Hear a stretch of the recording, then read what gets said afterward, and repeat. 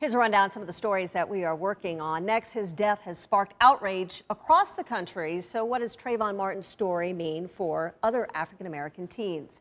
Then Ashton Kutcher, he has conquered the Twitterverse. Now he wants to take on outer space. Yep, that's right. And later, the supermarkets that call it lean, finely textured beef. Everybody else is calling it pink slime.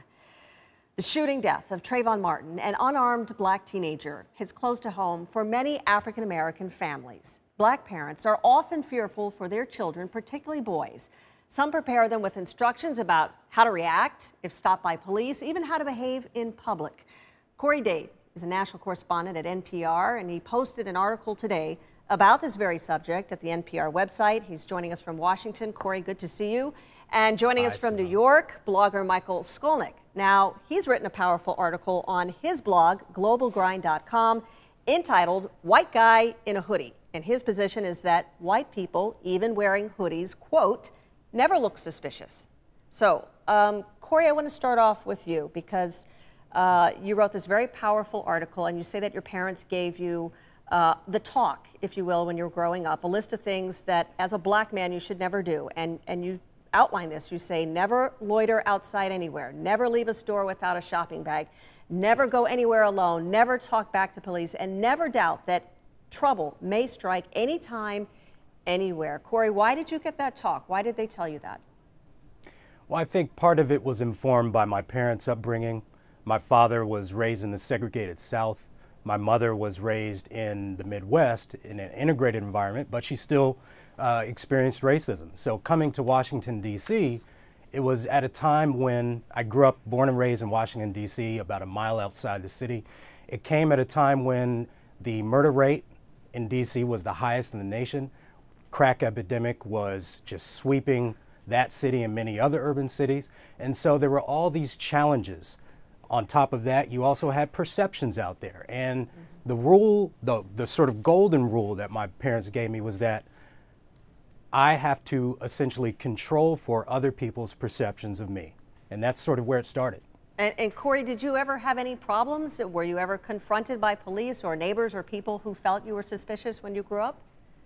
I was a quote unquote normal kid, had a normal experience. I was comfortable in many different racially mixed environments, but I certainly had my run-ins with police. I've been stopped because I fit the description of a suspect they were looking for. I tell the story, the account in my story about my brother being descended upon by police officers because he was at his car in a subdivision where we were visiting, and the circumstances there were much like or similar to Trayvon Martin circumstances. But you name it, being suspicious as a customer in a store, being suspicious in an elevator, seeing a woman sort of grab her purse a little bit tighter just as soon as I stepped on. Corey, I want to bring in Michael Skolnick.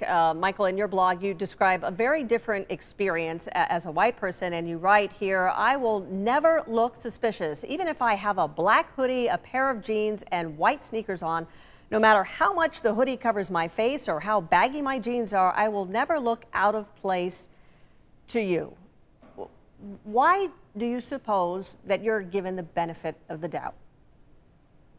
Well, I'm giving the benefit of the doubt because of the color of my skin. I think what Corey's saying, you know, I wore a black hoodie and a pair of jeans and white and white sneakers on Sunday, walking around New York City, and I could put my hand out and a taxi cab will stop. I can walk in the street and no woman would ever grab their purse in fear of me.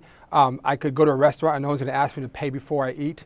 And you know, Trayvon Martin had the same outfit that I had on: a hoodie, a pair of jeans, and a pair of white sneakers. It wasn't about what he wore. It's about the color of his skin. No one will ever stop me as I'm walking through the neighborhood, no matter what I have on, and say, what are you doing here? No one will ever call 911 and say, he looks suspicious. So I wrote this piece challenging my people, white people, that we have a choice. You know, I was, you know, given a hand, and the card came out of the deck, and I came out a white man in America.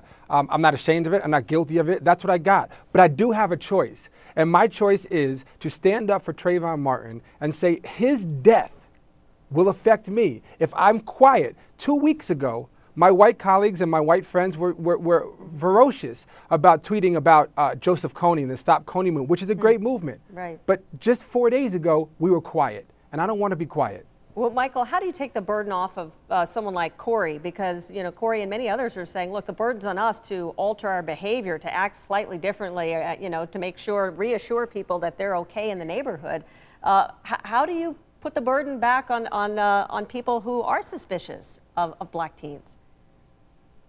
Well, I think we need an honest conversation about race. The tragedy, and my prayers and my thoughts are with the family of Trayvon Martin. This tragedy will happen again. Whether we want to say it or not, it will happen again unless we have an honest conversation about race. This is racial profiling at its worst. It's happening all across this country. It's happening to young black men every single day, walking through white communities, walking through black communities, walking through mixed communities. So I think that we have to have an honest conversation about race, and white people, frankly, have to come to the table and be honest. I'm privileged. I'm white, I'm a man, I'm American. I'm privileged.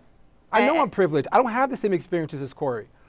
And Corey, just to, if I can end this with you, are the kinds of things that your parents said to you, never do, these rules, are you passing them down? Will you pass them down to your own children? Do you think that's still necessary today?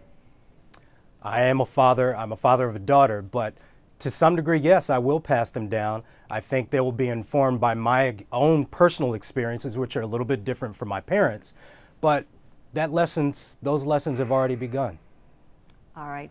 Thank you very much, both of you, for being so candid. Corey as well as Michael, really appreciate it. You're welcome. Thank you, Suzanne. Sean Penn, he got a lot of flack from some folks for lending a helping hand in Haiti after the disaster struck. Well, now some Nobel Peace Prize winners, they are honoring the actor's good work. That coming up in Showbiz Update.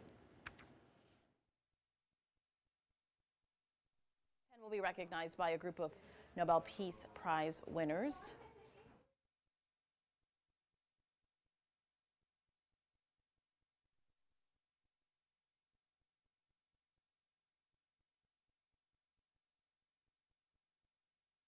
Founder of the J.P. Haitian